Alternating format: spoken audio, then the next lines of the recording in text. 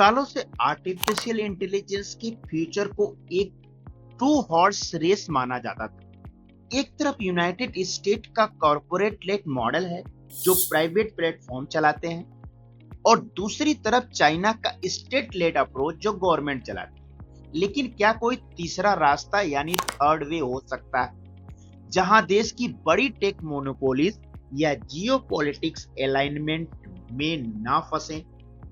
अब इंडिया में 2026 फरवरी 2026 में न्यू दिल्ली में इंडिया एआई समिट होस्ट किया गया। ये पहली बार था जब कोई major global AI summit global south में रखा गया। इंडिया अब एआई रेवोल्यूशन में सिर्फ पार्टिसिपेंट नहीं रहा, बल्कि एआई फॉर ह्यूमैनिटी और पब्लिक गुड्स पर फोकस करके रूल बुक को दोबारा लिख रहा है। तो चलिए इस डीप डाइव में जानते हैं एआई समिट में क्या हुआ। पिछले ग्लोबल एआई समिट ज्यादातर एक्जिस्टेंशियल रिस्क और फ्रंटियर मॉडल डोमिनेंस पर फोकस करते थे, लेकिन इंडिया के समिट ने अपना सारा फोकस इंपैक्ट पर शिफ्ट कर दिया, स्पेशली इस बात की एआई आम जनता के कैसे काम आए। और इस एआई समिट की गाइडिंग फिलॉसफी थी सर्वजन सुखाय एंड सर्वजन हिताय। इस समिट में काफी मैसिव इनिशिएटिव देखने को मिला। यहाँ एक एआई पिच फेस्ट उड़ान आयोजित हुआ जिसमें specially women leaders, global change makers को हाईलाइट किया गया, और मोर देन 30 कंट्रीज ने इस एआई समिट में पार्टिसिपेट किया।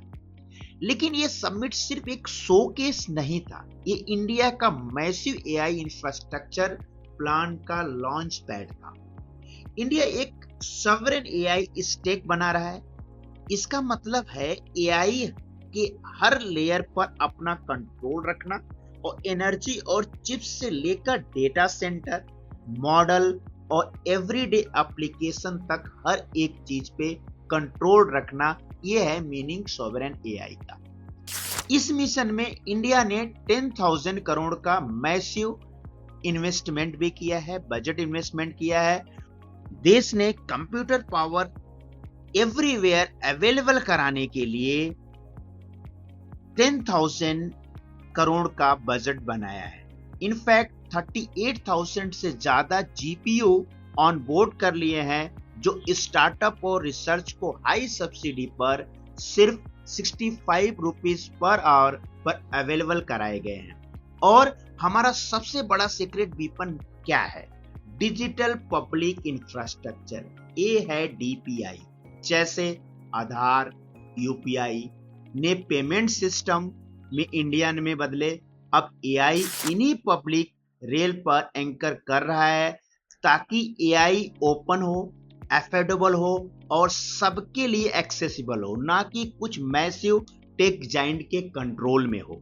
अब जहां बड़ी पावर होती है वहां बड़ी रिस्पॉन्सिबिलिटी भी होती है। एआई समिट में इंडिया ने अपनी नई एआई गवर्नेंस की गाइडलाइन रिलीज की।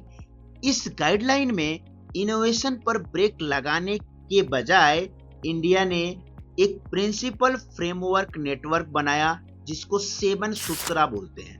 7 सूत्रा में फर्स्ट वन जो है वो ट्रस्ट एज ए फाउंडेशन है, सेकंड जो है पीपल फर्स्ट अप्रोच, जो थर्ड है वो innovation over restraint, and fourth one is fairness and equity, and fifth जो है वो अकाउंटेबिलिटी है, जवाबदेही है, और सिक्स्थ जो है understandable design, easy design, simple design, and seventh one is safety, resilience and sustainability. इसको ग्राउंड पर इन्फोर्स करने के लिए इंडिया ने नेशनल इंस्टीट्यूट सेटअप करा है, जैसे सेटअप करने का प्लान किया है, जैसे एक एआई गवर्नेंस ग्रुप और एक एआई सेफ्टी इंस्टीट्यूट।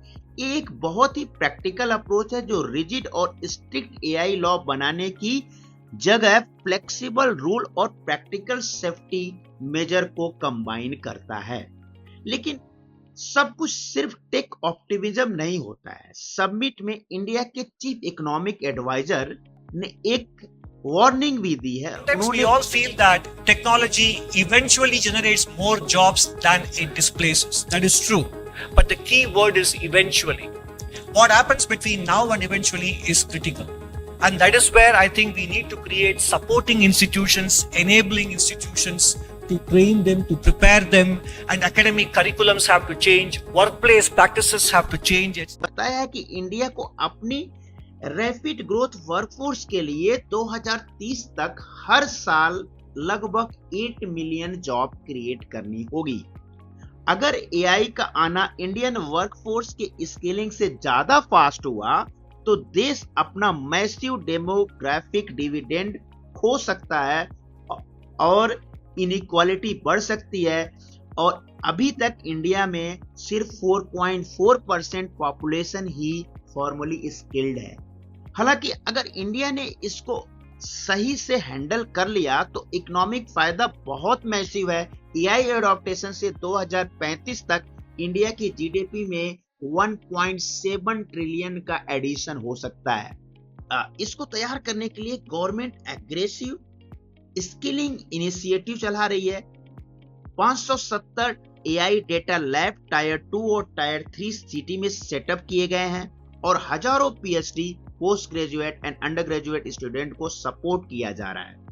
तो 2026 में एआई समिट ने एक बात तो एकदम क्लियर कर दी है कि इंडिया अब सिर्फ ग्लोबल टेक्नोलॉजी का कंज्यूमर नहीं है, वो अब फ्यूचर का को-ऑथर है। स्मॉल एआई यानी अफोर्डेबल, मल्टीलिंगुअल और रियल वर्ल्ड प्रॉब्लम सॉल्व करने वाले सिस्टम पर फोकस करके इंडिया पूरे ग्लोबल साउथ का एक नया ब्लूप्रिंट दे रहा है।